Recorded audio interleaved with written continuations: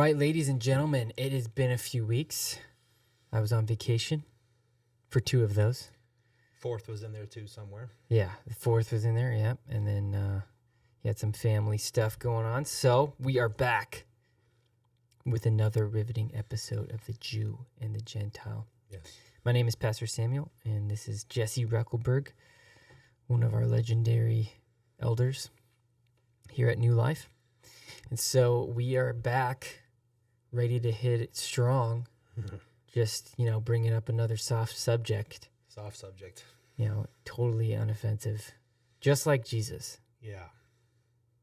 because he never offended anybody. No, never.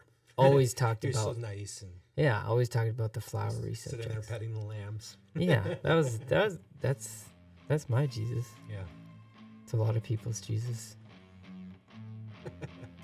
That's a tangent. Yeah. So, today we are going to talk about victimhood.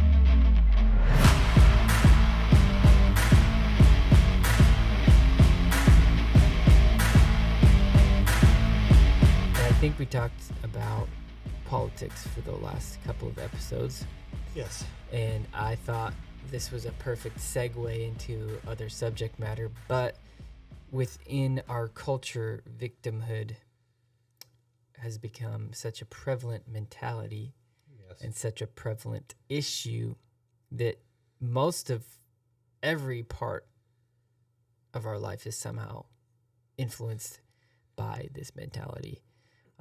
And you can certainly see that happening within our political conversations and our ideologies, which is a massive problem, to say the least, right? Right. So maybe would you like to talk about what you see, like what is victimhood mentality? What does that look like? And Well, first, back in the 90s, there was a book written called A Nation of Victims that I read way back in college. And it was a tremendous book. I suggest that everybody read that if they can, or if they can get their hands on it. It was written out of a book, a guy from, I can't remember what his name is now. Ugh. maybe we'll put the Yeah. link in the description of where we can But get that. anyways, Victimhood of Nation. A Nation Nation of Victims. Victims.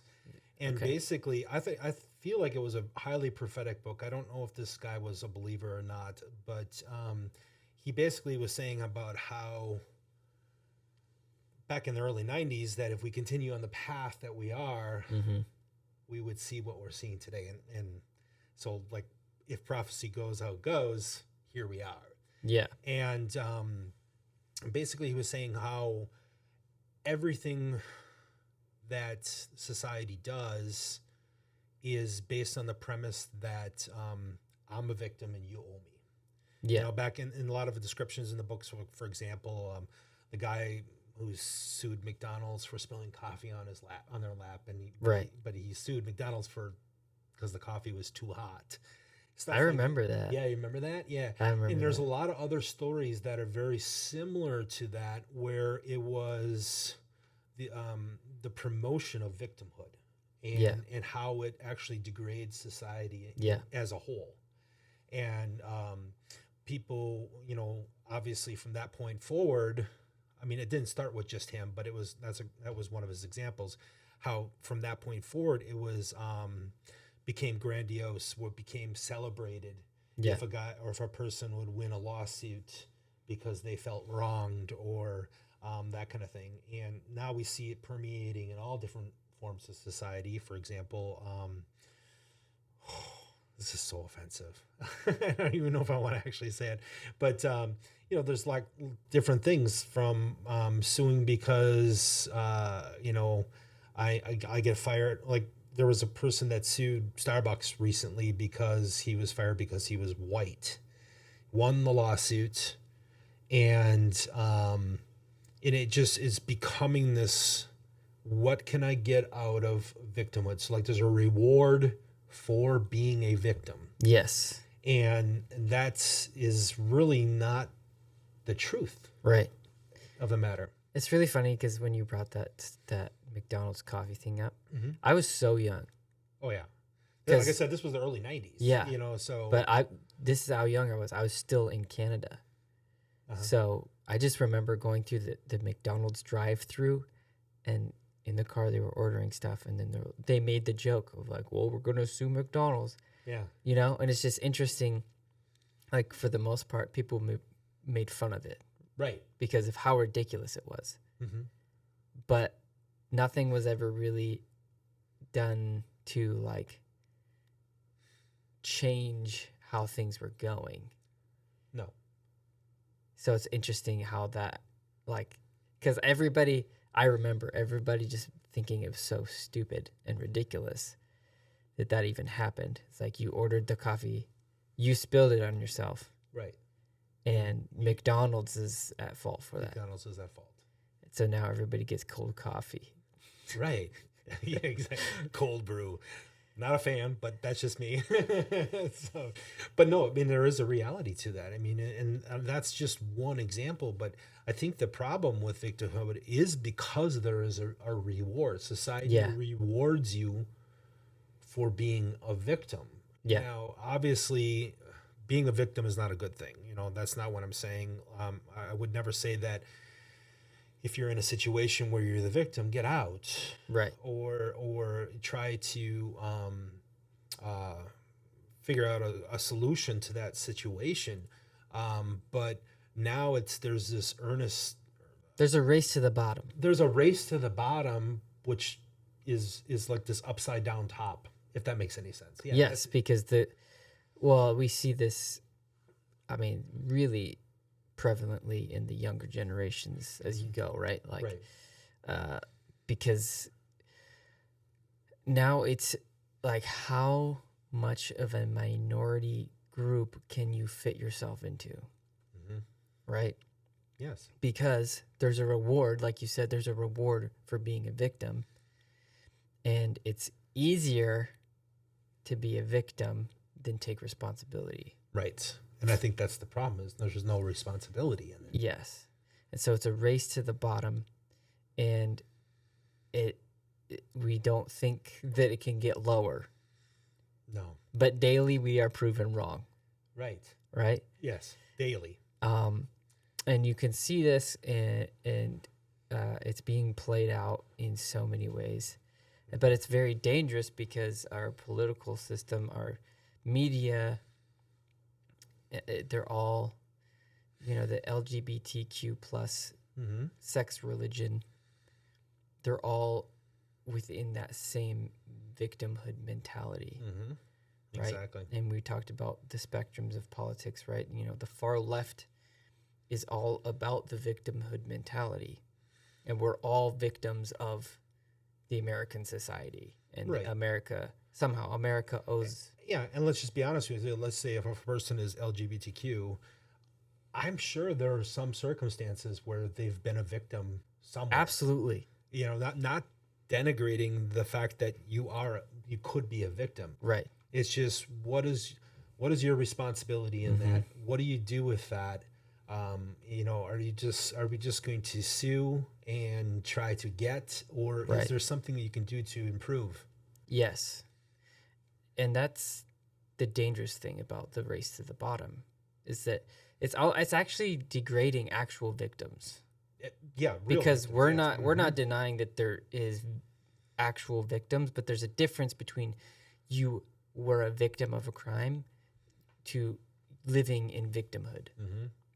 I think we touched on that last episode. Like, there's a big difference between I was a victim of this at one point, instead of living as a victim. Yes. And what is popular and what is being celebrated is actually living as a victim. Mm-hmm. And so people are now creating circumstances to be victims, basically. Yeah, like the homosexual couple that sued for not having their cake made. Right. Yeah. Were a victim. Well, now obviously the Supreme Court, in a different case but a very similar case, kind of said no, as a entrepreneur, you have the right to refuse service to someone, Right. whoever it is. Now, whether you agree with or disagree with the Supreme Court ruling, the fact of the matter is as a business, if I don't want to serve, let's say, somebody who's drunk when he walks in, I should have that right. Right. And now granted, in this case, it became a political spear Right. that is trying to throw in the heart of Christians, so to speak. Yeah. But were they really victims because they have gone to a different cake shop? Right. I mean, or is that something they did because, again, that victimhood, that race to the bottom? And like I said, this is a very sensitive. I think this is one of the most offensive subjects that we're going to talk about. I think it's the most offensive subject. I know. Because we all, to some level, agree with this. To some level. Yep. I agree. For example, oh man, sorry I'm late. The traffic was terrible today. I've said this before. The traffic is not any different than any other day. But there are times where all of a sudden you're late. Because you didn't manage yourself well. Right. There's no outside. That was you. But we all say things like that. It's like, oh, I ran out of time today. Mm-hmm. It's like, well, reality is you didn't make time for that today. Mm-hmm. You're not a victim to time. You can't actually, that's a myth. There's no such thing as time management. There's self-management. Right. End of story. Amen to that. So whenever, it's like, oh, I just never have time. I don't have time for this in this season of my life. I just don't have time. I don't have time. I don't have time right now for this. I don't have time to pray. No, you're just not. You're choosing other things. Yes. And you're managing yourself poorly, or you're managing yourself for other purposes. That's fine. But don't pretend that you're somehow this victim of time. Yeah, it's like your book that you talk about a lot of extreme yes. ownership. Yeah. Own your stuff. Yes. Yes. Just own it. It's okay. And you know what? Some people might get upset or offended by, like if you actually tell them the truth. Right. Sorry, I didn't manage my time right, and you had to wait. Yeah. If they get upset, it is what it is. And you're able to be more honest with yourself. Yeah. It's like, oh, yeah, I just don't have time to have a good prayer life right now. Or you could be honest and say, oh, man, I actually just don't want to do that. No, I'd rather spend 6 hours watching Netflix. Yeah. And you could be, that's actually the opportunity to have a breakthrough moment there. Yes. Because then you can ask the question, why do I not want to pray? Mm-hmm. What is actually, and then you could have real change in your life. Mm-hmm. But if we're all pretending that we're victims of outside sources, there's absolutely no way that you will see fruit in your life. No, not at all. And so there's that whole, like he's saying, people are creating these problems and then being mad about the problem that they've created, right? Yeah, and it's it's such a sensitive topic because there's so many different things going on in our society today that you could point and say, well, let's go back to the coffee thing, right? Yeah. So this guy spills coffee on his lap. McDonald's coffee is hotter than normal. So there is some truth to that, right? So that people don't notice that it tastes like crap. Probably.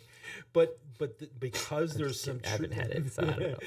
But it is actually hotter than normal. Like, yeah. I can't even drink it if I get McDonald's coffee right. for at least a half an hour. So there is a truth that it's super hot. Yeah. And, obviously then you've got the accident of spilling on his lap. Yeah. Which, whether it's his fault or not his fault, it doesn't matter. But there's always some truth that's mixed in it. Yeah. You ever notice that? Yes. With Absolutely. Victimhood, Yeah. So, the cake, like I mentioned, the cake person before. Yeah, there's truth that they didn't want to make the cake because he was a Christian and he didn't believe in their thought process. Right. There's some truth to that, but does that make them a victim? Right. And I think what it is a lot of times people don't want to admit that they're just offended. Yeah, that's really what it is. They don't want to take responsibility for that. Right. That dude felt like an idiot because he burnt his lap Right. and he spilled his coffee. It's somebody else's fault because it was that hot. Right. Maybe you were doing too many things while you were driving your car. Or maybe Or- you slammed on your brakes. Or whatever. Whatever. Yeah. You feel stupid. Just feel stupid. Yeah. Oh, that person really offended me because they don't agree with my lifestyle. That's really offensive. That hurts my feelings. Not everybody's going to agree with your lifestyle. Not everybody should agree with your lifestyle. Right. Go to a different cake shop, whatever. Mm-hmm. But instead, to somehow feel this virtuous righteousness, this like manufactured righteousness and outrage, and that, It's actually a good.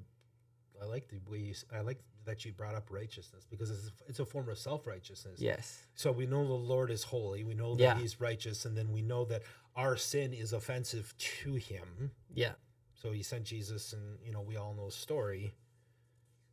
But really, He's the only one that actually can say your sin is offensive to me. right, yeah, I mean, in reality, Right. if we actually take a step back and mm-hmm. cast off the cape of the curly wig of being a judge, and just Yeah. allow the judge to be the judge, yeah, instead of just stepping back and doing that. It's so bizarre, because it is a form of like self-righteousness. yeah, Like, I'm perfect, right, you wronged me, yes. and now you must pay. That's actually the whole system that we're coming against right now in the world, is manufactured righteousness apart from the truth, apart from the actual truth of Jesus Christ. Yes. And we're trying to replace his truth, his standard, with something else so that we can make ourselves righteous. Mhm. It is truly a new religion. Absolutely. And so victimhood is part of that new religion, where like the more of a victim you are, the more of a high priest you are. Mm-hmm. And so you manufacturing all of these ways that you can now be righteous. It's like, oh, well, they didn't want to make my cake, so now I have an opportunity to get another level of victimhood. Right. Right? Because why would you, like, real victims aren't really proud of what's happening. They don't No. like tote it around No. and say, I was assaulted and I was beaten to a pulp. Everyone needs to know about this. Plaster my face on CNN, right? No one really actually wants to do that. No. That's embarrassing. No, it's very embarrassing. It's like, it just totally saps you of any kind of pride in yourself or whatever. It's like the most vulnerable, worst part of your life, just for everyone to see. Yeah, you intend to hide it. Right. Mhm. But if now with this kind of manufactured righteousness, you need it to be plastered for everyone to see. Right. It's interesting. Yeah, I mean, if that's the case, then Satan was a victim when the Lord cast him down from him. I mean, the Lord refused to bake his cake, so to speak. I mean, that's the reality of it. Yeah. You think about that. When you said it's become this new religion, I mean, that's really what it is. Yep. Is woe is me. Yeah. We're not talking about true victims. I think we should probably keep No, yeah. saying that throughout this podcast, but we're not talking about true victims. We're talking about victims that are manufacturing and creating circumstances and playing a part in creating circumstances. Yes. So that they are glorified. Yeah. Yes, that is the end result, right? Is because it's a race to the bottom to get to the top. Right. And the quicker you can go to the bottom, like, okay, I don't know. We can say that. Like the Jesse Smollett thing. Oh, yeah. The one that said that he was attacked by a couple of white guys or something like that. Couple of Trump supporters in Trump supporters, Chicago that's what it was. at 2 a.m. in the morning on his way to Subway. Right. It's like this crazy story. That he manufactured. that he manufactured. And I can't remember the comedian's name, but he does a great bit on it. Oh, I'm sure. He's like, first off, he goes to Subway at 2 a.m. in Chicago, dead of winter. Second off, there's 2 Trump supporters in Chicago. Like, it's just so but like total manufactured it. Mm-hmm. Race to the he was trying to create something to get to the top of the storylines of all of these things. Right. And then of course he gets caught. Yeah. What if he doesn't get caught? Yeah. What does it look like? What does he look like right now? What does his career look like right now? Mm-hmm. It's an interesting thought. Yeah. It's very true. It's a race to power, right? It's a power structure. It's a new power structure. Whereas, and the problem is, okay, like it's not that, well, first of all, the whole power structure is faulty and it's going to be terrible for anybody in the long run, right? There's not going to be good fruit from this. No. And so this is what's happening in the world. And we could talk about that for hours. Mm-hmm.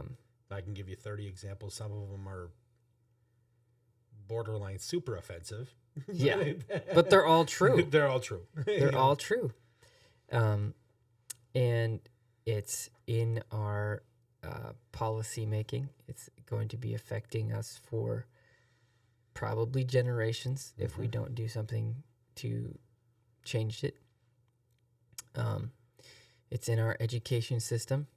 We're actually breeding more victim mentality within our education system. We're teaching a whole generation that you are victims. And we're teaching whole sects of our society, whole sections of our society, that you are a victim and you will always be a victim. Right. And we would be kidding ourselves if we do not think that that is affecting the church right now. Right. Definitely. And so I would just like to say, where in the Bible is there a victim that God wants us to emulate?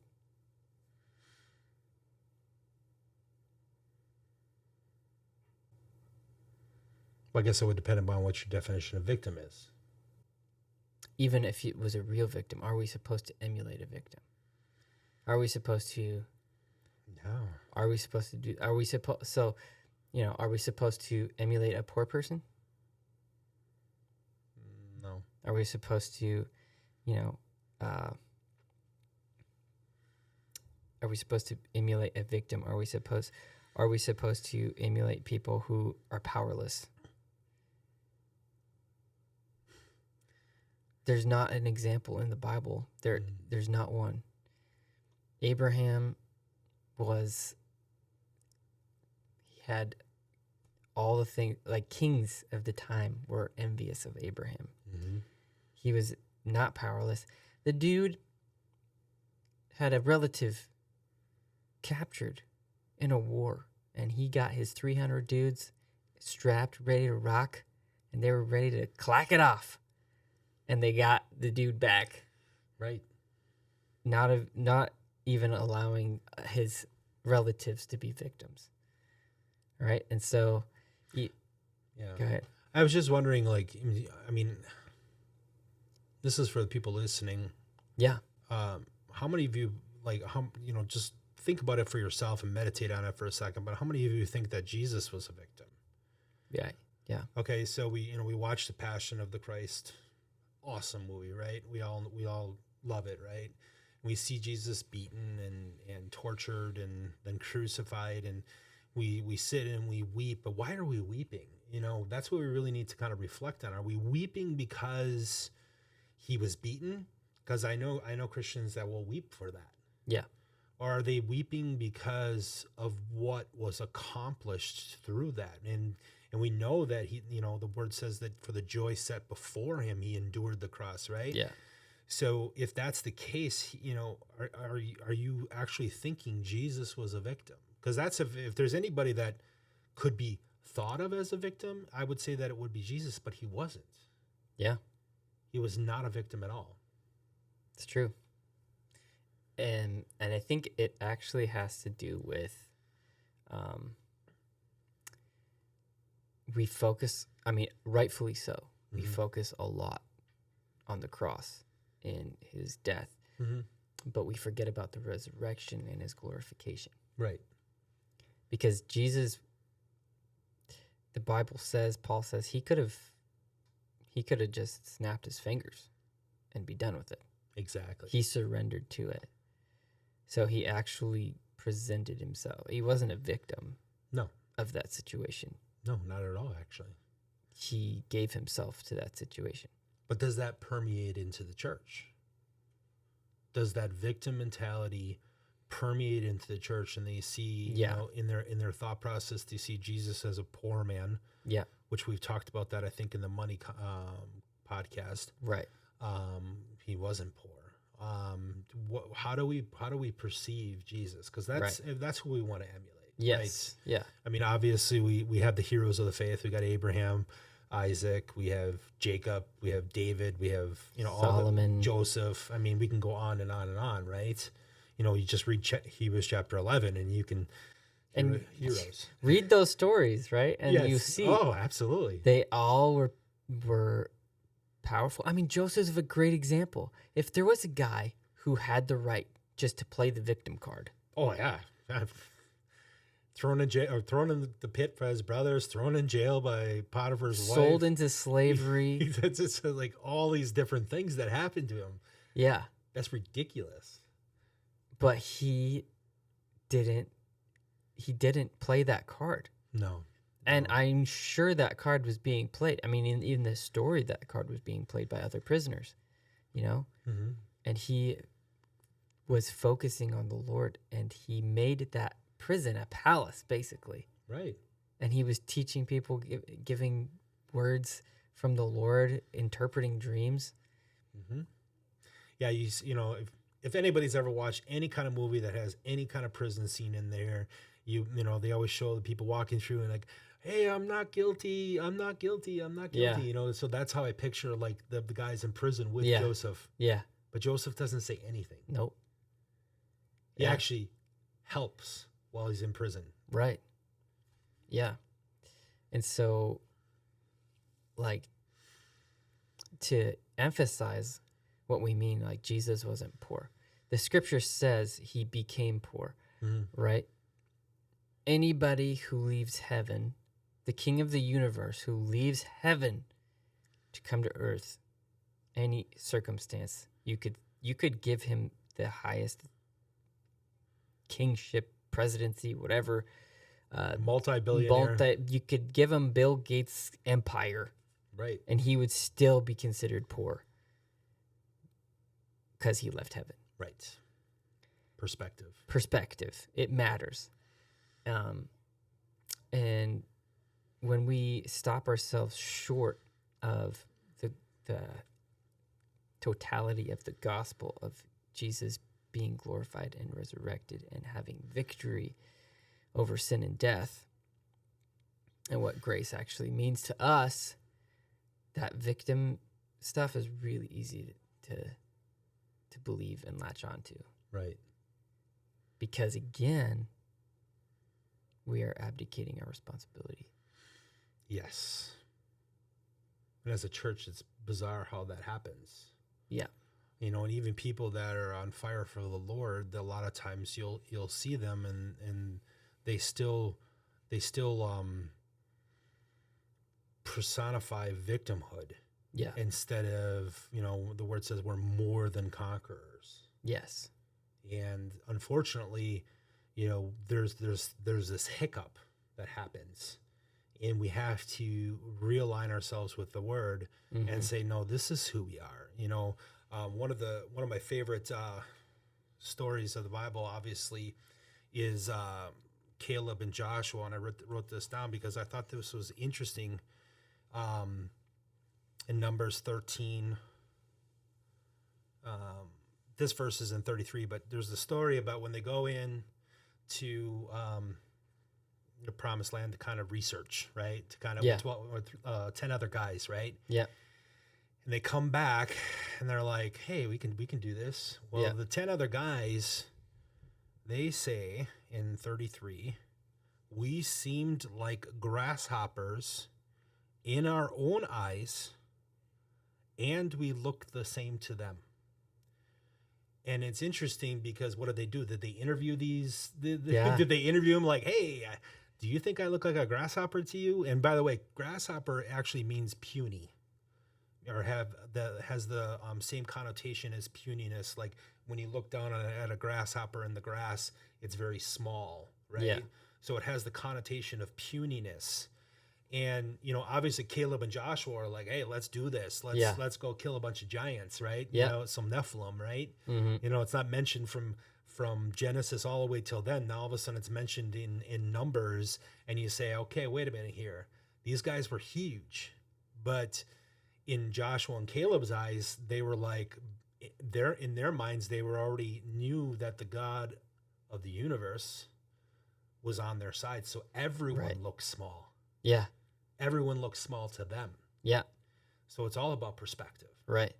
It really is all about perspective. It is. That's super cool that you like. I like what you pointed out, that in our eyes and in their eyes, there was they did a study, like an experiment, and they told some women that they were going to be interviewed, and that they were going to put some scars on their face with makeup, and see if what happens in the interview, if they feel like they didn't get the job or were treated differently because of the scars on their face. Right.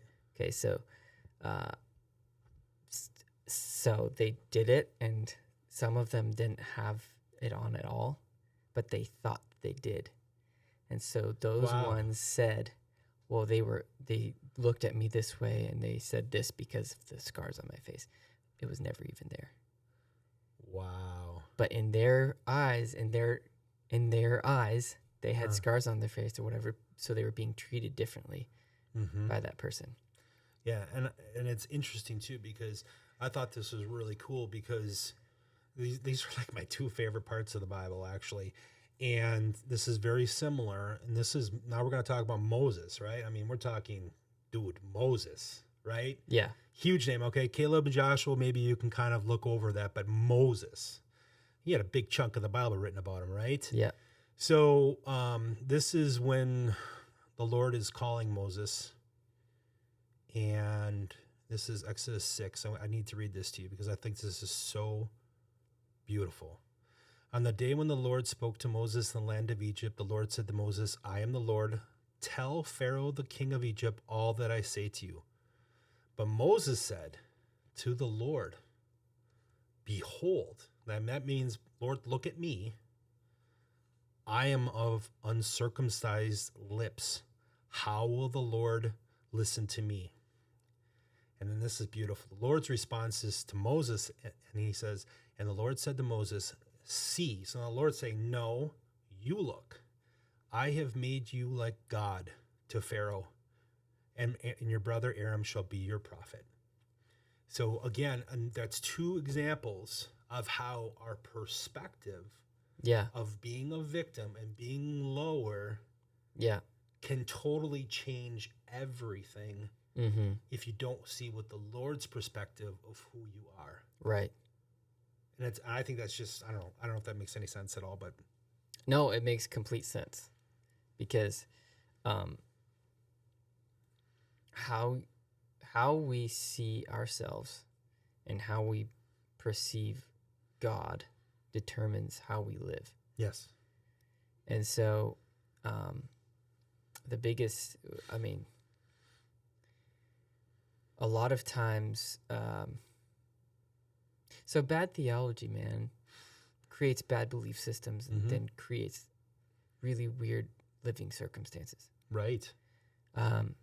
So if you have a perception that Jesus was a victim, and I don't know if people really thought through that But I think that is actually a lot of people's perception of Jesus, is that he was a victim, Right. and that we're just on this rickety outpost, like the Star Wars episode, and we're battling out the evil empire, Right.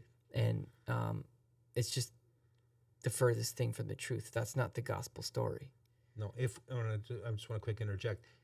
If Jesus is the victim, then we are a byproduct of his victimhood. Right. Yeah. And hence why, okay, so we're not on this rickety outpost fighting the evil empire. We are expanding his kingdom with the host of heaven's armies. Mm-hmm. Right? We actually, like you said, this is Romans 8, we are more than conquerors and all these things. Mm-hmm. Right? But when we have bad belief systems, when our theology and our eschatology tells us, the power of the gospel isn't what's going to transform the world. It's going to get worse and worse and worse. And then Jesus is suddenly going to come back and rescue us. Now we're getting into a whole different pot of controversy. Right. And I'm not here to talk to you about pre-trib or post-trib or whatever. I don't care. I have no interest. Believe what you want about that, as long as you don't have the mentality of a victim. Because if we're in his victimhood, then of course we're going to expect things to get worse and worse and worse. But if we're in his triumph, of course we should then live as if we should be more and more victorious, right? Jesus said, go into all the earth and make disciples of all nations. Not go into all the earth and wait for it to get worse and worse and worse. And I don't think people would actually say that that is their theology or their eschatology. But I would challenge people to say, okay, but how am I living? Mm-hmm. What is the actual fruit of my life? What is the actual fruit of my ideologies and my theology and my eschatology? Right. Because if we're not planning like we're winning, if we're not planning like we're going to win, if we're not planning that, my kids are going to know the Lord, and this is why, or we're not planning that God is going to have an amazing revival in the United States, and we need to be preparing for the generations after us. Yes. Then we're actually partnering with victimhood. Mm-hmm. And it's so subtle in a lot of ways, and you hear this all the time. I'm sure I've said it. I'm sure you said it. Oh, the enemy just got me. Like, okay, well, it's been a while since I've said it, because it's been a while since I said it too. Yeah. But don't mistake that as arrogance either. I mean, the reality is I love the way Graham Cook says this. He says, a confidence is a byproduct of living in the majesty of God. Yeah. So a lot of times people come across as arrogant, but the reality is when you live in the majesty of God, you come across overly confident, and it's impossible to be a victim when you are in the majesty of the Lord. When you have a big God, there is so much more permission for you to be a big person. Oh, absolutely. And there's so much more perspective on how small the enemy is. Mm-hmm. So, like, the enemy is small. Demons are not intelligent. Satan is not that intelligent. No. They're not creative. They don't have power over us. They don't have that much power. Right. Any power that they have is because we've allowed that to happen. Somebody or something has allowed that to happen, to have power over them. They're already defeated. They just don't know it yet. They just don't know it yet. But we hear this all the time, like, oh, the enemy did this to me, and really doesn't want me to do this. And I was like, you know what, man? I think actually, I didn't get, the enemy was really at me today. I didn't get to pray, and I didn't get to have my time with the Lord. And right. Okay, I hear what you're saying. You had a hard day. But I think you're giving the enemy a little bit too much credit there. First of all, you're not that important on the devil's list. There's only so many demons, and there's only one devil. He's not omnipresent. No. He can't be everywhere at once. And you're saying you're more important than like all the other Christians in the world right now? Right. Yeah, and what happens too is as you're thinking about saying that, about being attacked and stuff, Elisha came to my mind. Obviously, I love the Old Testament, so of course the New Testament, New Covenant, beautiful.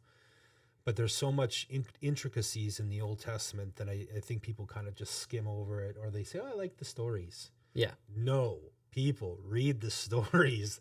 They are so beautiful and so pertinent to today that you're missing out. So Elijah, when he's with his servant, can't remember his name, and there are more that are for us than against us, right? He opened up his servant's eyes, Yeah. right, or whatever.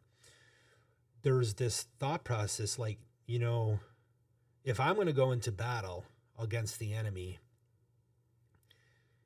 I've got all these angels that are fighting with me. 2/3 of the angels are fighting of the angels in heaven are fighting with me. Yeah. And then they bring out the big guns, Jesus himself. Yeah.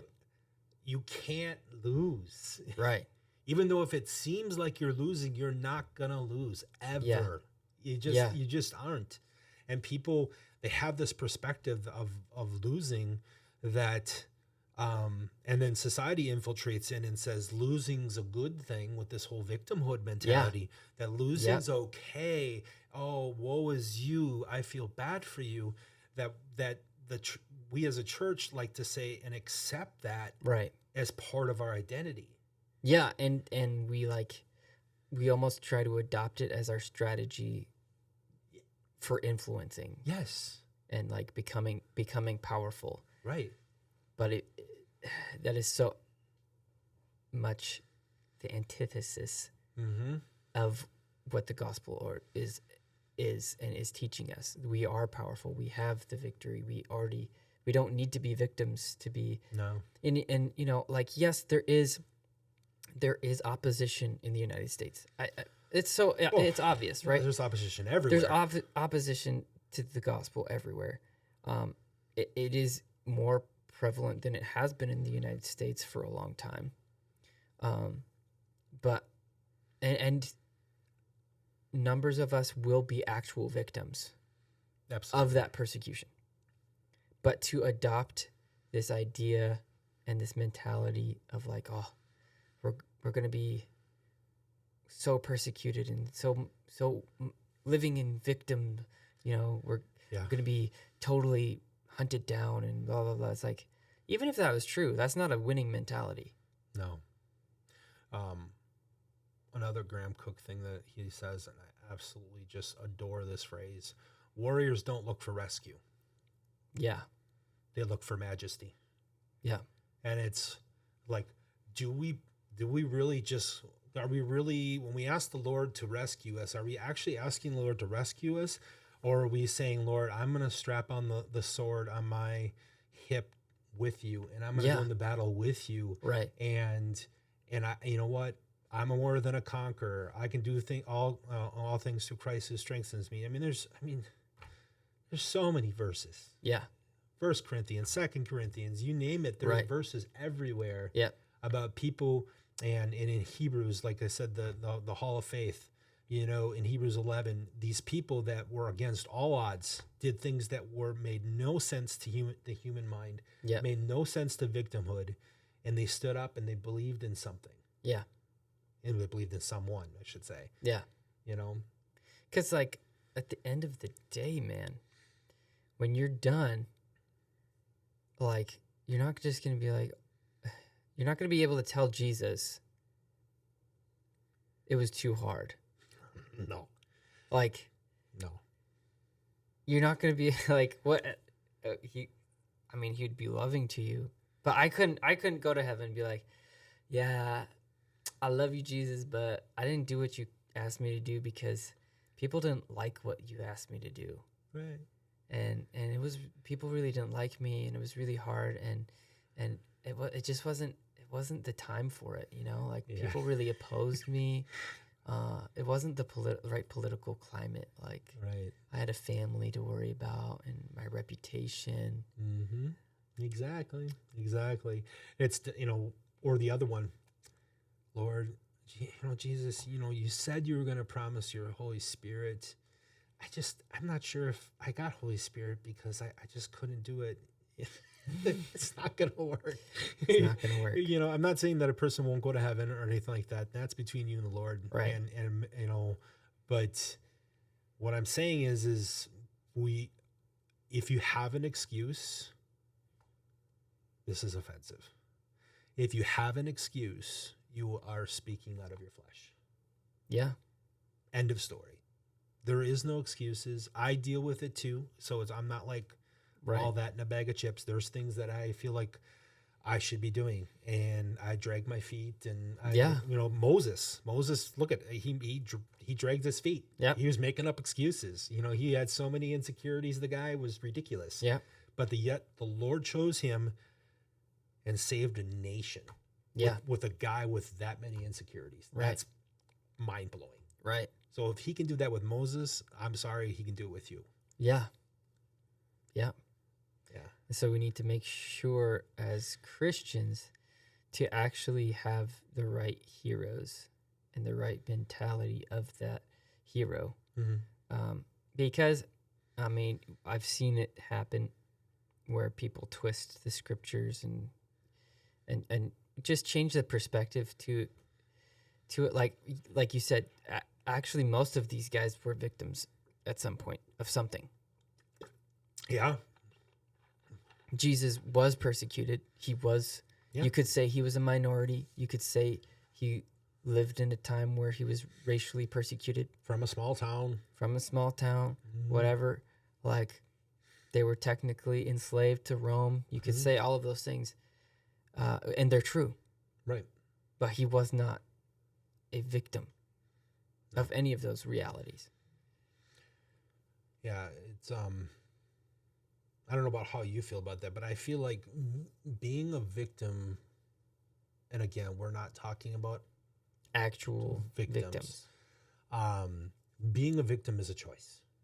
You can choose who you want to be a victim with, you know, or to be, if you want to be a victim or not to be a victim. And I mean, I know how my wife and I feel. We're not victims. And we don't. Yeah. We refuse to walk like that. Doesn't matter. I mean, we've got stuff going on in our lives, just like everyone else. Yeah. We're not saying everything's perfect. Right. But we're not going to. We will not bow down to victimhood. You know. It's okay. This is a whole nother side of the because to this point, I think a lot of people can be like, oh yeah, I don't struggle with that. You know, whatever. Okay, but how do you feel about the church? How do you feel about pastors that you've interacted with? How do you feel about other Christians? Because it is so guilty as charged. You can have bitterness and anger towards past churches, past pastors, Christians, brothers and sisters, and what you're actually partnering with is victimhood. Mm-hmm. Exactly. Because, I mean, I'll stand by this statement. For the most part, there aren't bad pastors. No. There are bad pastors, and those are the ones that usually get blasted on the TV at this point and on the news or whatever, or social media. But for the most part, that's more of a rarity than otherwise. And again, it goes back to, okay, you just got offended and somebody else has to be responsible. Right. You got hurt and somebody else has to be responsible. You don't want to deal with that hurt. Mm-hmm. And it's interesting when you said that, the ones that got blasted on TV or on the internet, obviously over the course of the last 20 years, you've heard about this pastor, having an affair, or this one stealing money, or this one having a big plane, or Yeah. whatever the situation is. And if you understand where that is actually coming from, if you actually understand that the enemy wants you to feel like a victim, Yeah. he wants you to feel like, so for example, giving, right? So you hear this story about this pastor that has his own jet. Cool, whatever. But the reality is what he wants you to feel like is that you are a byproduct of that victimhood. So then you're not going to give money Yep. into the kingdom because such and such a pastor might misuse it. And now you're more righteous. Right. In the process. Yeah. Because I know Christians that have been Christians for many years that refuse to tithe because they're afraid the church is just going to be misusing it. Where does that come from? Yeah. It's only come from the world's idea of, or trying to infiltrate the church and trying to get you to partner with that victimhood. Right. Yeah. As you can see, I'm passionate about No, this is exactly where I wanted to go. So this like, is, yeah, it's just, it's really hard, to disseminate the truth. Yes, there are pastors that misuse funds. And some embezzle, some steal. So do you, though. Like, so does everybody. To some right? extent. To some extent, right? Yeah. Like, do I really need that $200 pair of jeans? I mean, whatever the situation is are we partnering with that? Yeah. And I used money as an example because that's a really easy example. Right. But there's many other situations in the church that the world infiltrates. Yeah. And gets you to believe such and such about your own pastor. Right. Then you get offended and you get bitter, like you were saying earlier. Yeah. And I mean, I think this goes like this. This hits everybody. If you don't think it hits you, I'm sorry, but you're wrong. You are dead. See, now you have a victim case right now because I offended you and I'm your pastor.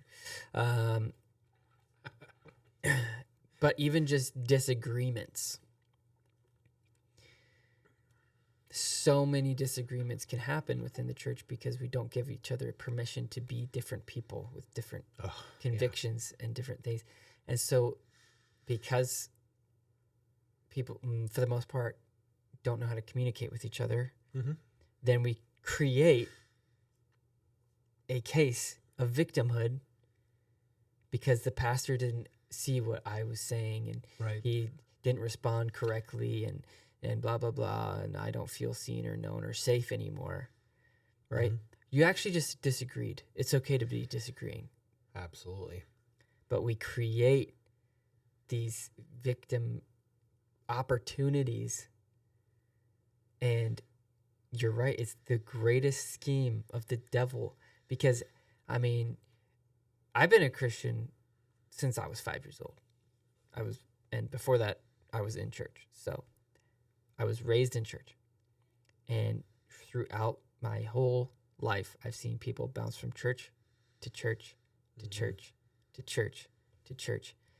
And listen, like, you can have actual cases of victimhood. I'm a pastor's kid. You want a list? Like, come on, man. I bet you don't have more church hurt than I do, right? But that kind of coping is just self-protection. And when you're self-protecting, you are partnering with victimhood, and the enemy is stunting your growth because you're never seen, you're never known, you never actually grow roots, you never become fruitful, you never become pruned, you never become accountable, and all of those things are key components to actually living a victorious life as a Christian. Absolutely. And so I think that is the number one victimhood mentality crisis in the church. Yeah. It makes you wonder, like, Christians that bounce from church to church, if they would just push through their offense, try to resolve it, even if it's not resolved, forgive, move on, forget, right? Yeah. Lord says, I take their sins and I cast them into a sea of forgetfulness, right? Yeah. Wait a minute, the Lord can forget? No way. You know what I mean? Think about that. Yeah. So he forces himself to forget something, the offense the offense of sin in a person. If they push through that offense, and actually stay grounded, stay rooted in a church, how much would they have grown? Yeah. How much would they have been pushed and, like you said, pruned? What would they look like today? Yeah. And the majority of the people that bounce from church to church, they tend to look the same that they did 20 years earlier. Yes.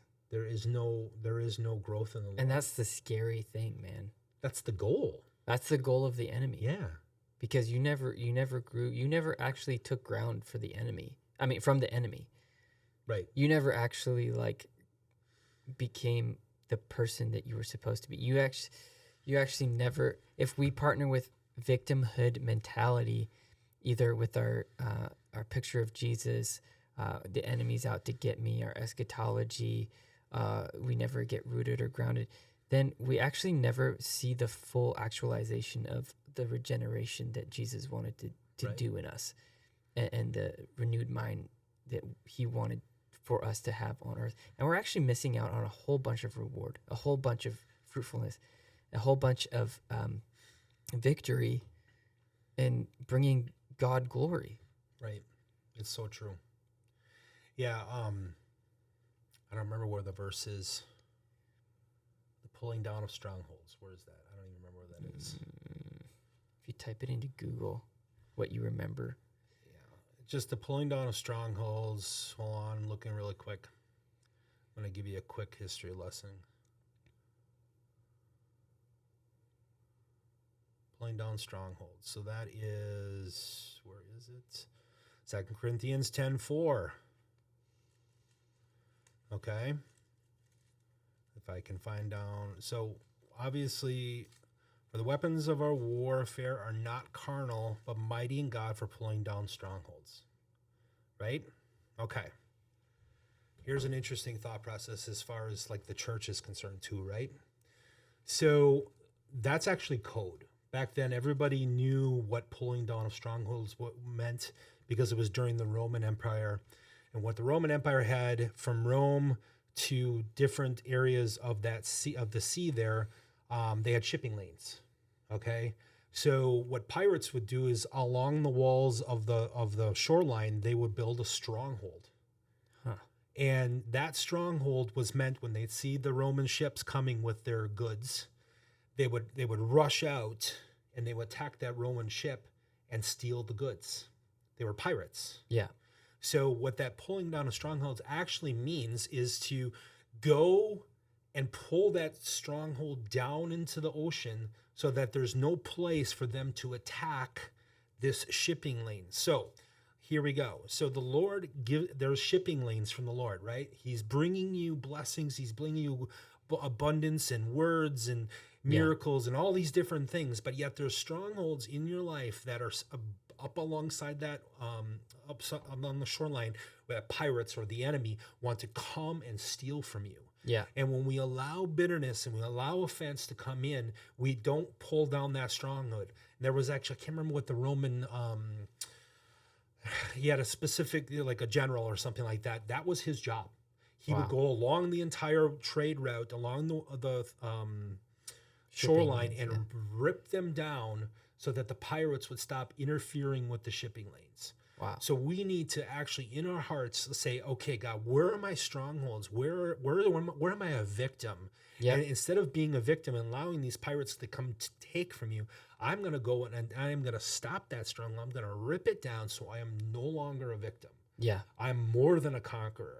Yeah. That I'm always going to accept what Christ has. I'm always going to receive and give.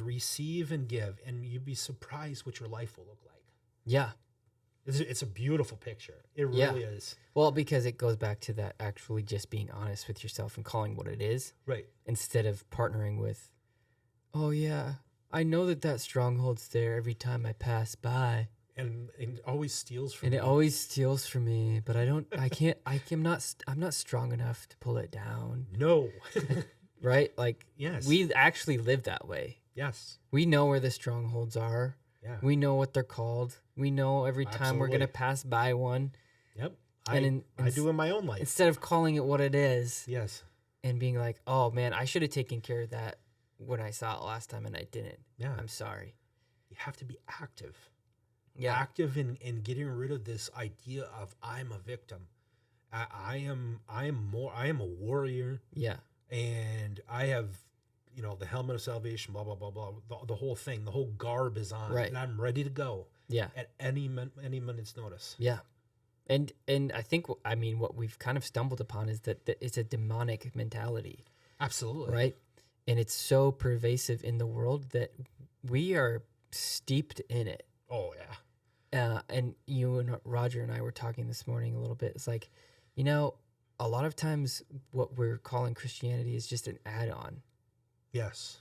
And we as followers of Jesus, I'm preaching to myself. This is what I've been trying to shape within my life. And it's like, I need to be more intentional about what is actually coming across my eyes, what is feeding my culture inside, what is shaping me, what is discipling me, because our media is not from the Lord, right? Like, Yep. for the most part, our social media, our news sources, our political system, all of these things are not kingdom. Mm-hmm. They're not overwhelmingly steeped in the Lord. Nope. And there's no neutral ground. And so what do you see on social media? Victimhood. Like, tons of victim stuff. Like, there's hardly any nice stories, right? Mm-hmm. And even in the TV shows that are coming out, it's just, and our political system, both right and left, right? The right is now hopping on this victim thing, right? Mm-hmm. Just as much as the left. Yeah. It's a race to the bottom. So we need to be intentional about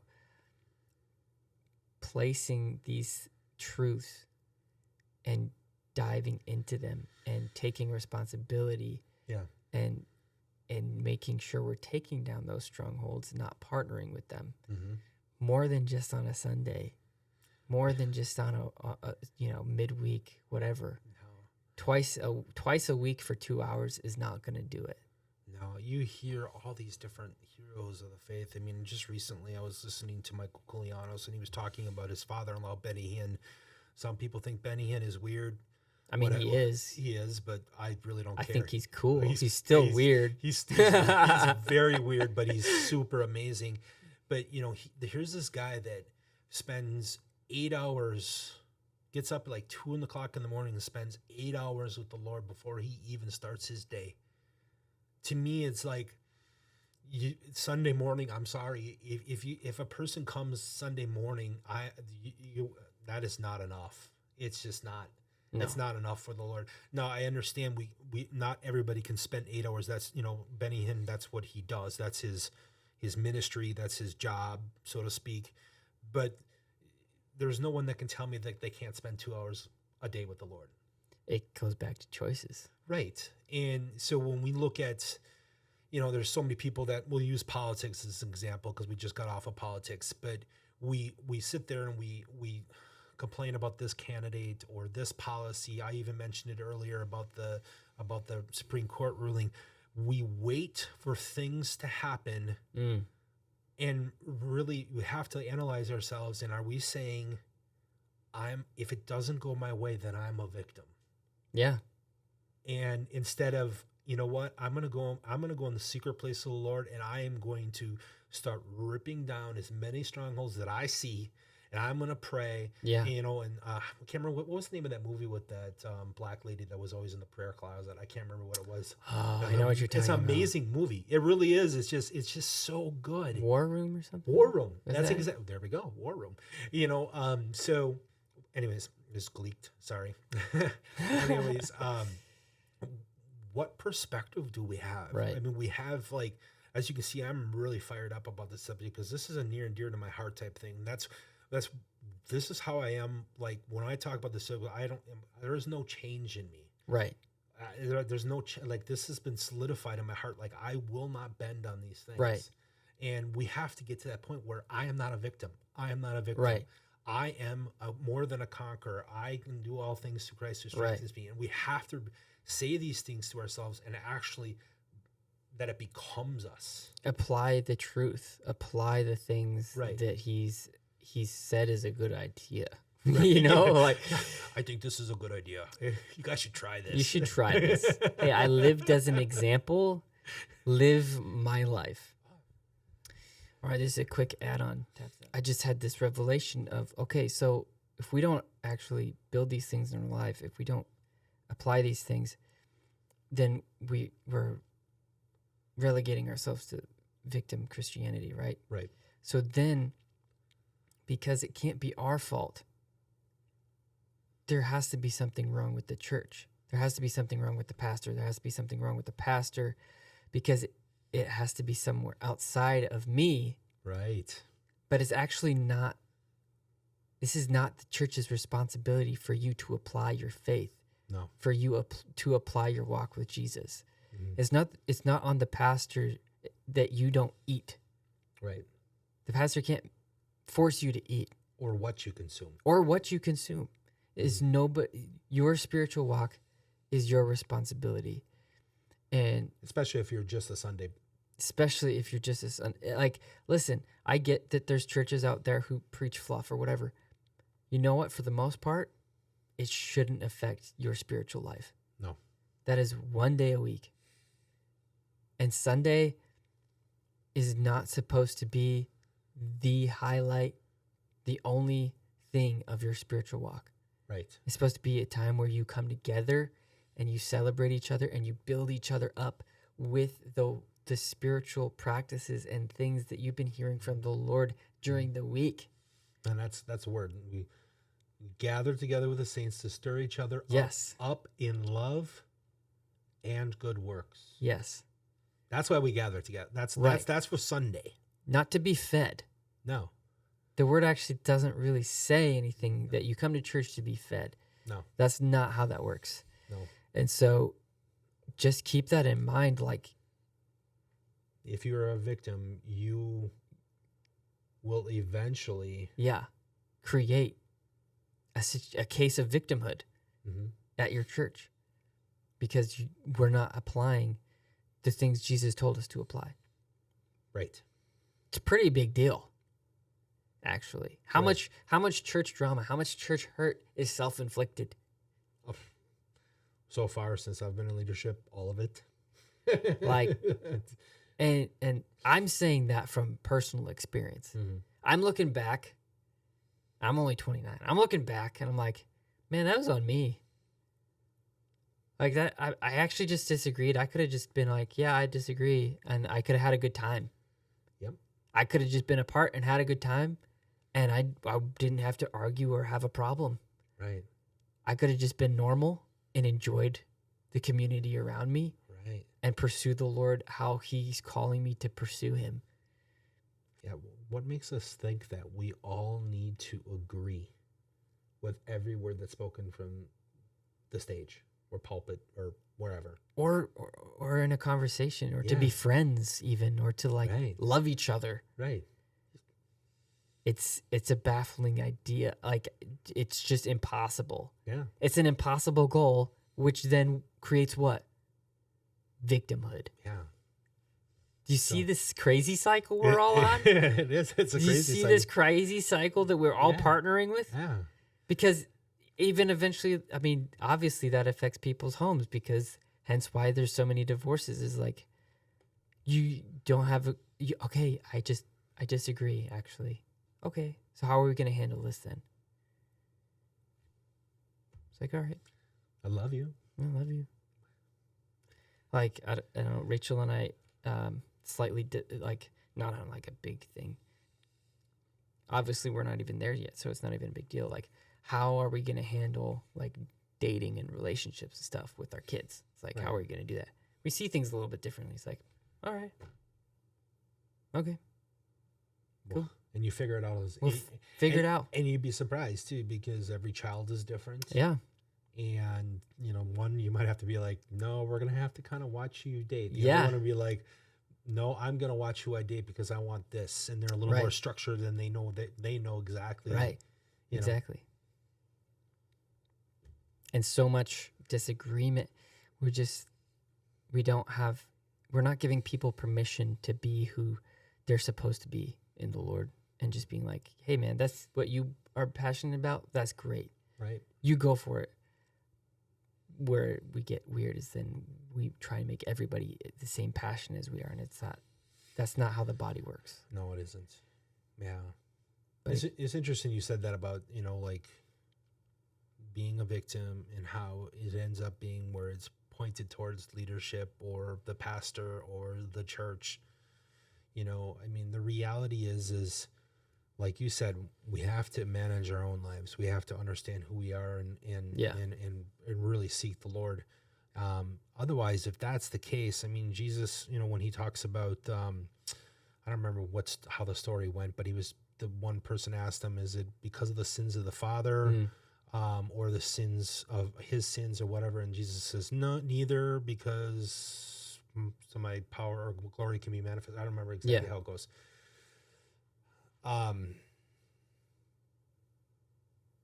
It's just like parenting. If a child goes awry, is it the parenting or is it the child? right. Or, we have to understand that we all have our own stuff that we are responsible for. Right. So when it comes to churches and stuff like that, if you didn't address these things correctly, or if you didn't address them at all, then I'm sorry, but it's on you. Yeah. It really is. Yep. All these people are here to serve, and they're here to serve you to the best of their abilities. And that's the beautiful thing. Right. They're here to serve. Yeah. So. And they're humans too. And Exactly. so like Exactly. Jesus said, don't judge lest you be judged. Right. Right. And within that context, it has to do with relationships with each other. Right. Because in other parts of the Bible, we're called to judge. Right. Right. So there's nuance to this whole idea. It's like, we're Christians, we're not supposed to judge. Yes, you actually Yes, are. you are. But we're not supposed to judge each other judgmentally, Right. lest you be judged. Like, have you ever noticed if you judge someone, then you actually end up doing the exact thing you were judging them for? Oh, absolutely. And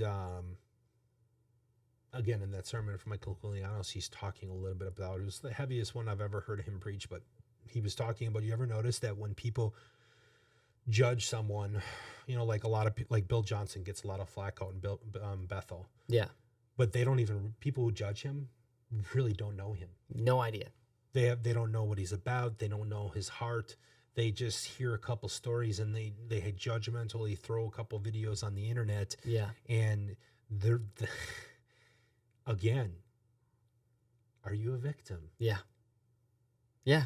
Are you a victim, or are you more than a conqueror? Why do you care? Yeah.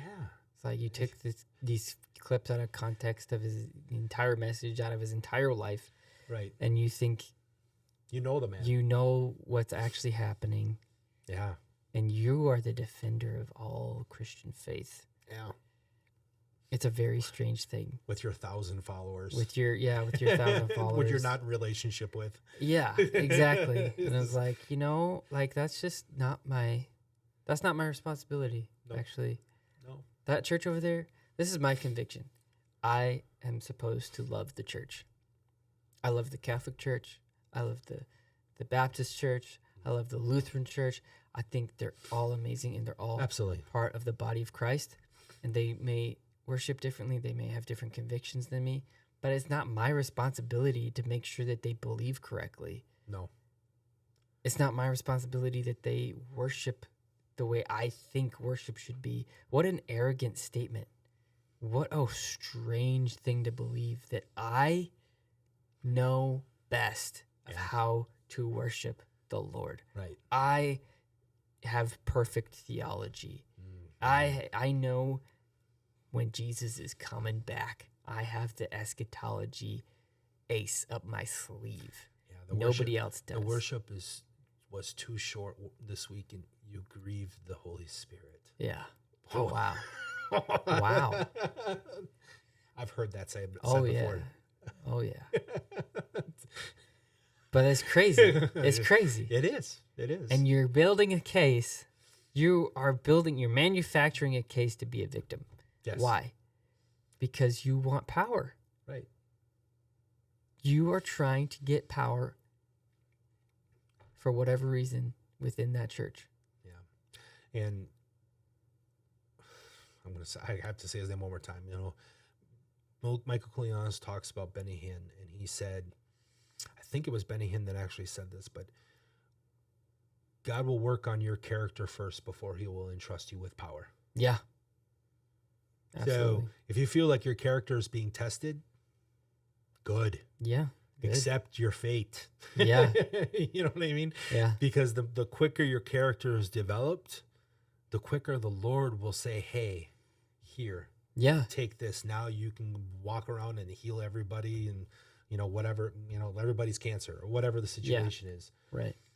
He's not going to entrust you if you don't really work on your character. And you can't work on your character if you feel like you're always a victim. Yep. It's always somebody else's fault. Yeah. It's beautiful. Always running out of time. Always too busy. I don't have any money. I don't have enough money for it. It's like, well, get creative, man. Yeah. Get creative. Say no. Just don't sell your soul to the devil. Anyways. All right. Anyways. Yeah. I mean, wow. I mean, it's just crazy. Yeah. You look at the apostles and the things they had to endure, and never once did they complain. They counted it all joy. They called Stephen was being stoned. Yeah. I mean, the guy was being big, huge rocks thrown on his noggin, and the guy was just at peace. He fell asleep. Now, some people could say, well, that's another word for dying. Okay, maybe. Or did he fall asleep? We don't know. To me, I like to believe that he was so at peace that it just didn't faze him. Mm. And that's what I want to be. I want to be where things like this, when things don't go my way, which, pastor's talking a lot about trials, persecution, sufferings, and that kind of stuff. I don't want to shy away from those things. Right. I don't want to be afraid. I don't want to be afraid of anything, actually. And I think everybody, we should have that perspective of I don't want to be afraid. So I'm gonna conquer my fears. I'm gonna pull those things down. Yeah. So No excuses. none. No excuses allowed. No. I love that verse that you brought, 2 Corinthians 10:4. So I'll read that, but the following verse is super good too. For the weapons of our warfare are not carnal, but mighty in God for pulling down strongholds, casting down arguments and every high thing that exalts itself against the knowledge of God, bringing every thought into captivity to the obedience of Christ, and being ready to punish all disobedience when your obedience is fulfilled. Yep. It's so true. Yeah. I got to look at, because I want to add to that. See, the Bible is amazing because it doesn't add, it multiplies. Yeah. And everything that we look at, when we can find verse upon verse upon verse that builds each verse up. And so Michael Koulianos had a message. He was this Sunday, actually, and I think I sent it to you. But he said in Psalm 105, it says, glory in his holy name. Let the hearts of those who seek the Lord rejoice. And really what he was talking about, Michael Koulianos, he was saying this. We really need to watch what we say because we can glory in one thing or another. And because we're talking about victimhood, I am going to glory in the one that is the one. Yeah. Right? I am going to glory in his holy name. Right. In the things that I talk about and the things that, when we say gossip and slander and stuff like that, and people use these petty excuses, what they think are gossip. But the reality is this: when we gossip, we only gossip out of victimhood. Yeah. When we slander, we only slander out of victimhood. Yeah. So if people start to understand who they are, what their identity truly is, it's almost impossible to gossip. It's almost impossible to try to tear someone down. The only reason we need to tear someone else down is because we feel like a victim. Right. And we need to step up and say, you know what? I am not a victim. Right. So, I don't know. Sorry. Jesus said, I have given you all authority. Yes.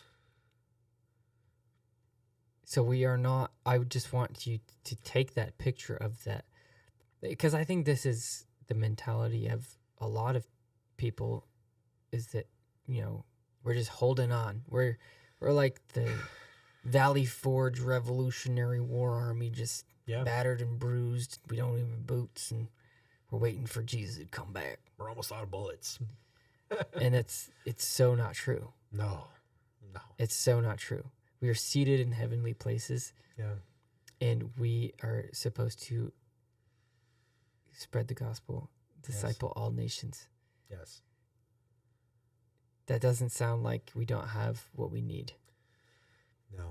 And so we are more than conquerors. Romans 8:31. What then shall we say to these things? If God is for us, who can be against us?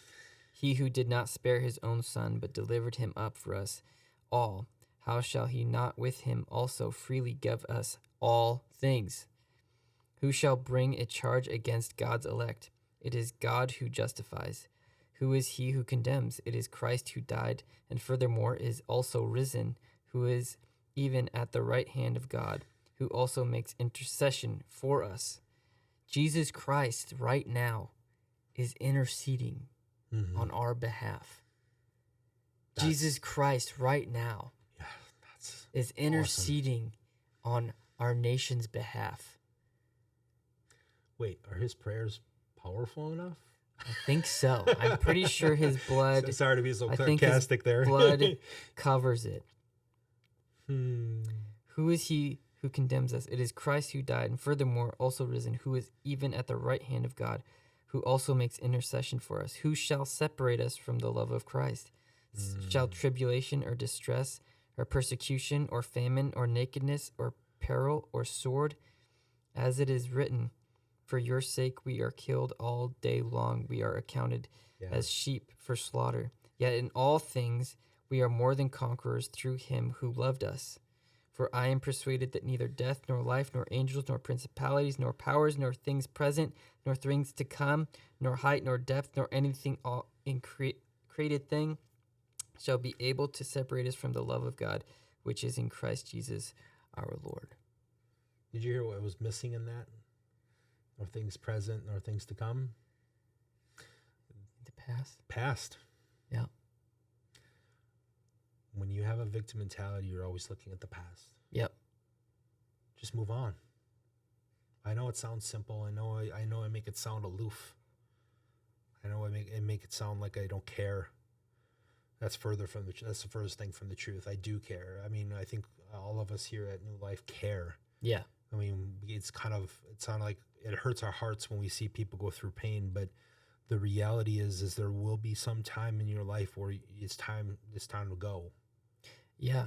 I think actually a lot of this is rooted to fatherlessness. Oh yeah. And so if you look at the history of the world, right? You got World War I. Yeah. Huge conflict. Most of the men, thousands of people died. And those men that didn't had extreme amounts of trauma. They raised men, they raised boys, they raised women with that trauma. They didn't know how to handle that kind of trauma. There had never been a war that destructive ever in history up until that point, right? It was a very brutal conflict. Yep. So you can imagine how trauma filled those men were, and you could have a lot of sympathy. Yeah. So they raised men. Then those men went into another world war. Never been a war like that in the history of the world. More destructive than the last. And the ones that didn't die were full of trauma. Right. And so they raised people. And so I think from that point, I don't know how emotionally aware men were before, the early 1900s or whatever. But there's a systematic problem that was created because not only were there's fatherlessness because of death, but there was also fatherlessness because of trauma. And those who did the best they could had so much trauma that they didn't know how to deal with their emotions. They didn't know how to deal with all that. And so then it created trauma within those people, right? And so we're not taught how to deal with emotions and conflict. No. Like after World War II, all of a sudden there was this heart disease problem. And I'm like, oh, that's easy to see. That's trauma. Mm-hmm. Like exactly. All these men don't know how to deal with this stuff. And their hearts are like, they can't deal with this. That's just my theory. There's no science behind that. But I bet someone could figure that out. I'm sure. And so we've gone through the years never really fixing that problem. No. Never really dealing with that. Never really coming to terms with, okay, I need to figure this out. Because all of this stuff, all of this victimhood things, it's all tied to not handling emotions, not handling trauma, and not getting over it. Right. Because, like, the difference between a mother and father. Okay. This morning, playing with Nathaniel, he falls. He's crying. He's freaking out. And he's like, ah. And Rachel's like, oh, are you okay? You okay? I'm like, hey, buddy, it's all right, man. Go get your ball.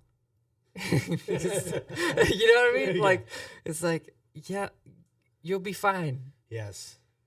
It's interesting, too, because, okay, so little quick backstory, because I wasn't going to share this. So this morning I was like, okay, there's a couple things on my heart and I wanted to write them down, and I've already shared them. So I'm looking for a journal. All my journals I got a lot of half journals. Yeah. You ever have those? Oh, yeah. I got a lot of half journals. So I'm like, I need an empty book. Where are my empty books? So I pull out this one. And the randomness of this is the craziest thing. So this is from Father's Day, because I wasn't going to share it, but you said Father, so now I really feel like, okay, I'm going to share it. Father's Day of 2016, and it was in a service at a different church at this time, and I really feel the Lord gave me this word for myself, so I camped on it, and it really became part of who I am. And he said, I have not created you in my image to be weak. I have not created you in weakness. I have created you in power and glory. Yeah.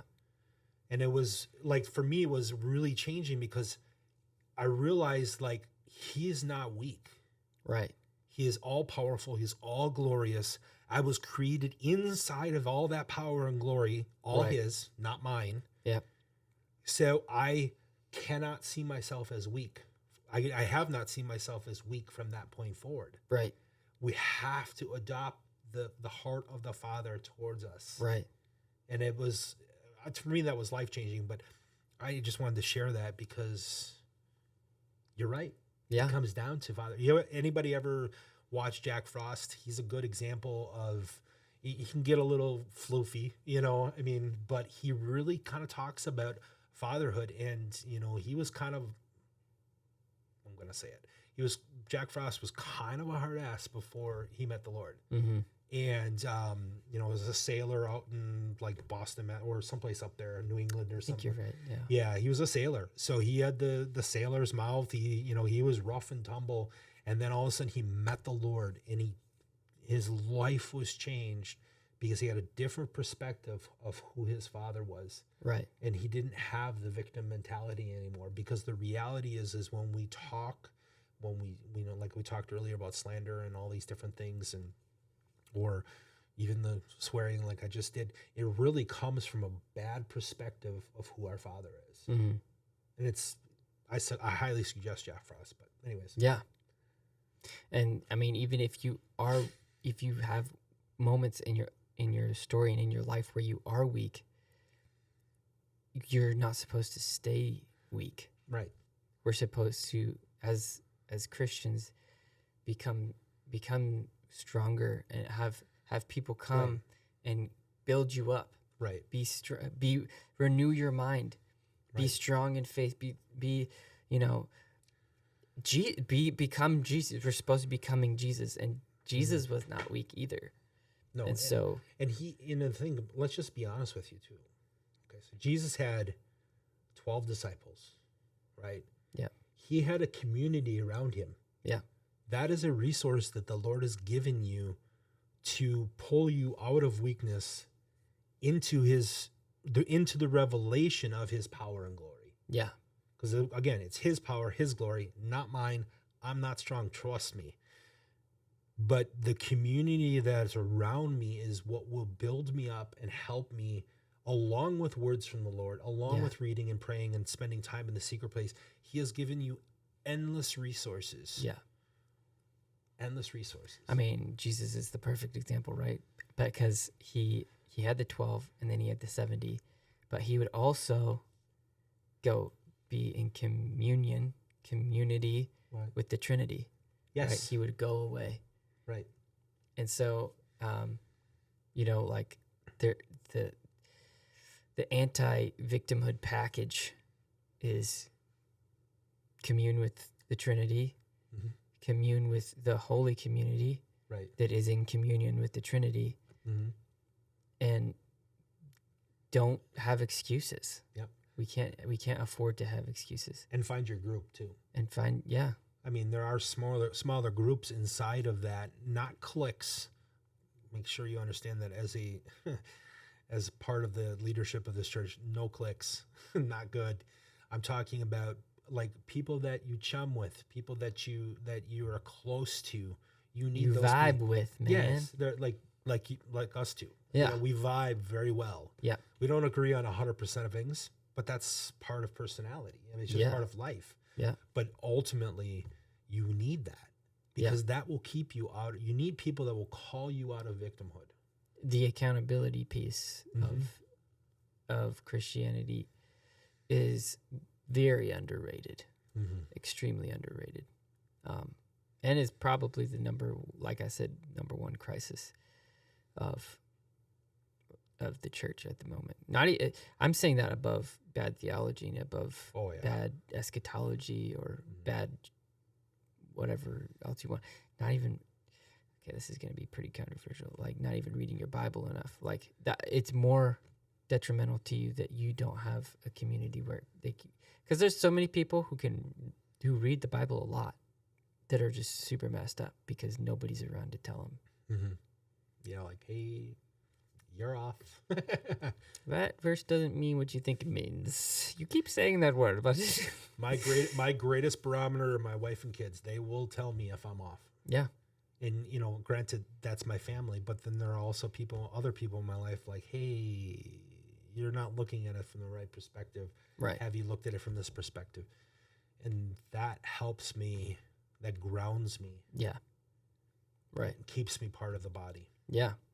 So where our challenge to all of us is, where are we partnering with this victimhood mentality? And check your language. I mentioned, I was late because of traffic. No. I just ran out of time today. No, you're acting powerless, and powerless people are victims. Yeah. So if you have powerless language, you are partnering with victimhood. Yes. So just watch yourself and see, like, okay, Lord, I need to be renewed in this area. This is not a condemnation thing, right? Like, we're not like, you evil victimhood people. No, that's like, that's the farthest from the truth. That's not the truth. My mentor in ministry school was Australian, and he would always say, what a marvelous opportunity. If something, I was like, no, it's not. It's not a marvelous opportunity. But that is a powerful saying. It's like, it is. I just came up against this stronghold in my life. Great. Or you could be like, what a marvelous opportunity. Because even in that, victim, great. Another thing I have to work on. Yeah. Or you could say, great, another area I can have victory. God has exposed this right now because he knows that this is the time and I have the emotional capability, capacity, and spiritual wherewithal Mm-hmm. to take on this giant in my life right now. Right. And then the more strongholds that are pulled down,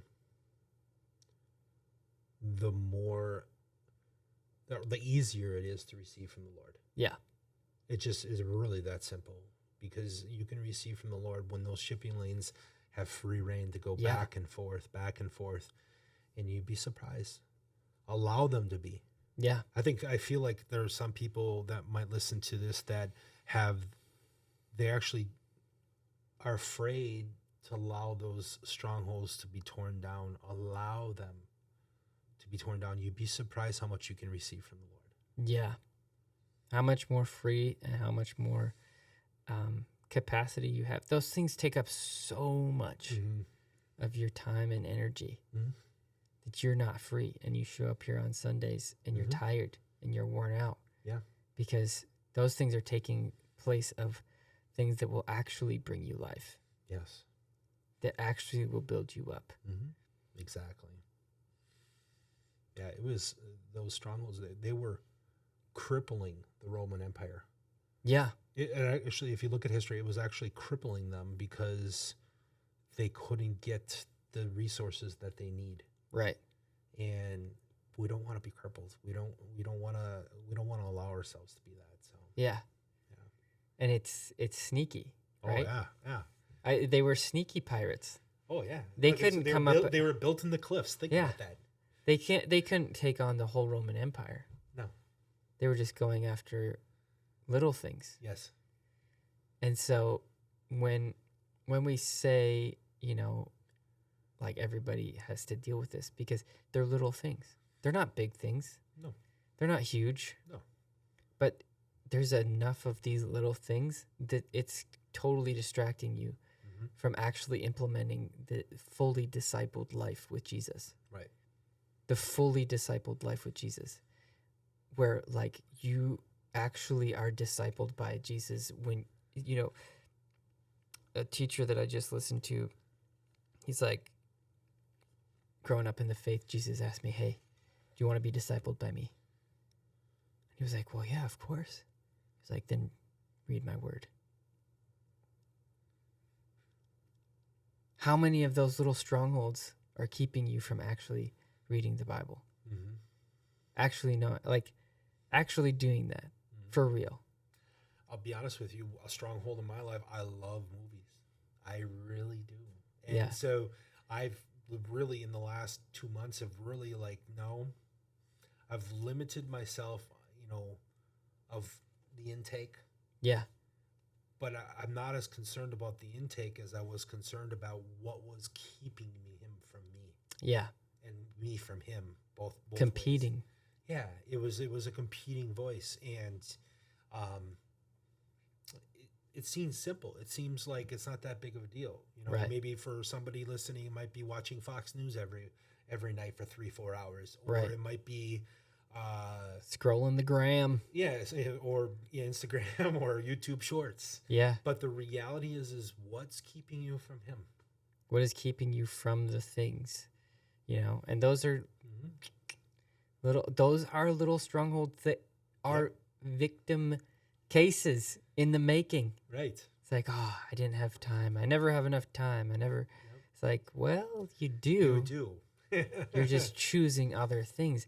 And that sucks to hear because it brings it back on you, and you're not being a good disciple. You're not being in a good relationship with the Lord. And that hurts. That's painful. But you have to bring that actual true data in and in order to make an informed change in your life that is going to bring transformation. Yeah. One last thing I would like to say here too. Well, I don't know how much more time we got, but Peter, you're going to deny me 3 times before the crows or whatever. No, I would not, Lord. If you actually listen to that statement, it's actually victim-filled, right? It really is. Even though he's trying to sound strong and courageous and that he would be a martyr for the Lord, there had to, from Jesus's betrayal to his death, resurrection, and then meeting Peter on the beach, there had to be a transformation where Peter went from victimhood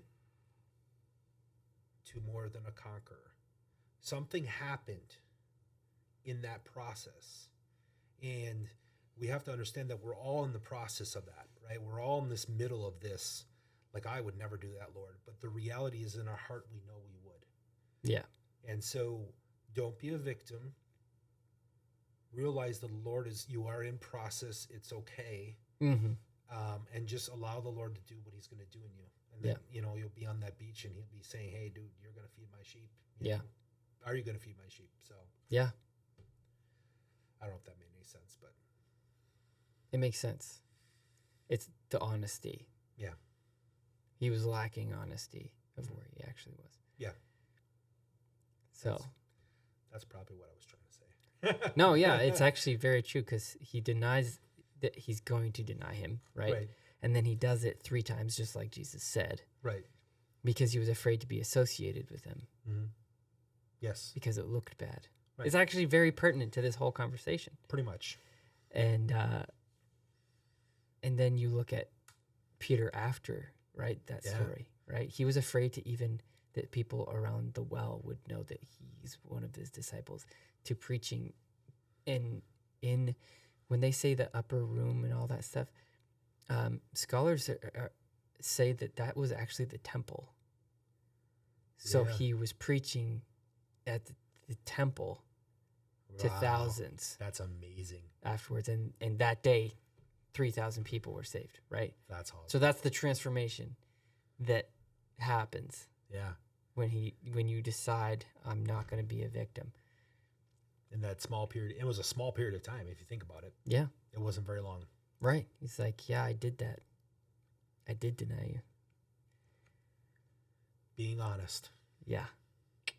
Honesty That's with awesome. yourself. Unity with the church. Unity with the saints doesn't just mean with other people. I think this is a key for us, is that unity within yourself, with your spirit, soul, and mind. And a lot of times with our Western culture, our spirituality is different. So we come on Sunday or whatever, and that's a spiritual thing. No, let's bring that together as a united person. Mm-hmm. Let's bring that together. Let's bring the Sunday. Let's bring all of this thing. What does my life completely look like to Jesus? Yeah. That's good. I like that. Being consumed by him, where it's just, I mean, obviously we have our lives, we have things going on, but absolutely. Yeah. But I think that's also victim language. True. We're all so busy. True. We got stuff going on. It's just True. life is hard. I repent of that. life is hard, and we got to do our best. It's like, yeah, I totally have sympathy with that. I have 2 kids at home. I have a wife, and obviously this job and tons of tasks that I didn't really sign up for. But like, you got to put those things aside and say, what am I going to actually? What can I do? Yeah, and we said, I think it was one of the other, I don't know which podcast, but in prayer on Tuesdays, I always get more done on Tuesdays, than I do any other day of the week, and I'm here at 5:30 or 5:45 in the morning, right, praying. Yes, it's only an hour at this time, but maybe someday it'll become longer than that. But what I'm saying is it's bizarre that I actually get more done on those days than any other day. What? Absolutely. It makes 0 sense, but in God's time is not part of God's economy. Right. It's really not. It's baffling. I don't understand. It's just like, I'm sorry, he does not look at time like we do. Or tasks either, right? And so we signed up for TheosU. I highly recommend it. Yes. Look it up. It's called TheosU, just like TheosU. Drop your Netflix account. And get it. It's only like $15 a month. It's absolutely worth it. Mm-hmm. And there's tons of different teachers from different streams, from different backgrounds, on all kinds of subjects that you will totally benefit from. But the Lord has put me on this journey for a while. I have this resource. I think I've mentioned it before, the Monk Manual. Yep. And so I was like, oh, monk, that's cool. Like, that's interesting. And so just been intrigued by that whole mentality of like monastic living, having that idea. How does that apply? And then I discovered this other book called Domestic Monastery, written by a priest in the Catholic Church. Phenomenal. Highly recommend the book. I think it's only $10 and it's like, I don't know, maybe 100 pages, but it's just really rich. Interesting. Easy read, but it brings so much freedom. Amazing. And then, so we sign up for this and I see that there's a thing called Becoming a Modern Monk. I was like, what? So And it's really good. I have to do this. But he's just basically talking about where we ended up of like, how do we not be victims? And it is actually implementing how Jesus lived, is what he's talking about as a monastery living. Anyway, so he challenged me about reading the Bible and actually praying. And so I get lost in prayer. So I created this little structure and a little booklet because I'm like, an hour of prayer, that's a lot. Like I kind of go all over the place. My mind gets going everywhere, have all these kind of thoughts. So I created 5-minute increments of different things. Anyway, super amazing. Highly recommend it. And so I've done it like throughout this week just to see how it is. And man, I had the most productive day, like crazy productive. And I think something more than just time changes. I think my ability to do tasks, the ones that seemed weighty don't seem like a problem. And the things that like I would have put off become something like a joy. It's a crazy thing. Wow, that's awesome. And I did like so many things that normally I wouldn't have been that productive. And so these things that Jesus told us was a good idea, right? The problem with the Christianity that we have been familiar with is that it creates victims. Wow. There's actually no way with this normal cookie cutter Christian Western idea that you just show up on Sunday and maybe if you're a super Christian, go to a midweek thing. There's absolutely no way that you can actually be a follower of Jesus. And it creates a victim Christian. It creates a victim Christian because you're never empowered. Right. Basically what my sermon was a couple months ago. We're never actually empowered because we're not actually eating of the thing that we're going to actually get empowerment from. Get fuel from. We're disconnected from the source. We're disconnected from the vine or whatever whatever analogy you want to use. Yeah. And so then you're relegated to victimhood. And you have to partner with it to survive. Mm-hmm. To actually feel like you're not completely a loser. And we normalize victimhood because we're actually just not applying what Jesus said for us to do. Yes. Isn't that the truth? Huh. And so, it's a very interesting podcast, but it's a lot deeper than I thought it would be on the Christian side. Yes. I thought it was too. Because obviously as a Christian, when you look at the world, it's really easy to point out victims. Yes. Yeah, absolutely. But I feel like we're really addressed. Right. Like, listen, people, you're acting more like victims than you think you are. Right. Because go ahead. Here's something that I arrived to with this charge to like really dig into the Bible, like really do it. I've been faithful in reading the Bible. That's not what I'm saying. Yeah, same here. But like really like devour it. Like I want to be mentored. How would you? That mentality changes how you look at this book. Mm-hmm. But Like, are we doing that? I just challenge you. Are you really reading the Bible? Are you praying? Are you doing these things that Jesus did? Right. Because otherwise, you have no other option but to be a victim. And listen, if you do not read the word and you say, I heard from the Lord, how can I trust? Yeah. How can I trust That's so your true. version? True. If you can't even read what is plain English to you, how are you supposed to be discerning of the voice of God and filtering that correctly when you can't even read what you can see and understand? Mm-hmm. So true. You know, and it's interesting how, you know, we look to others to solve our problems, but the answer for every problem is Jesus, which the entire Bible from Genesis to the end of Revelation, it all points to him. Yeah. He is the word, right? And we all, of course we all want our problems to go away. Yeah. That would be easy, right? But I don't know if you noticed, but every time one of my problems goes away, all of a sudden there's a new one. Yep. And the only way that we can to work through all those problems is in complete communion with him. And it's not just about reading your Bible every day. It's about reading your Bible, praying, spending time with him, understanding and loving him, worshiping him, all of those things which, like you said, there is some dedication that takes to that. Yeah.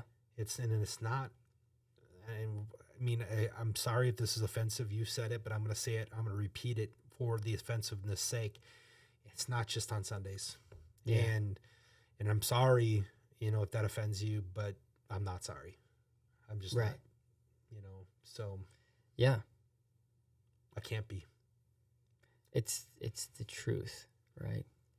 And so, it's like, oh man. So you brought up like, another problem to face. Yeah.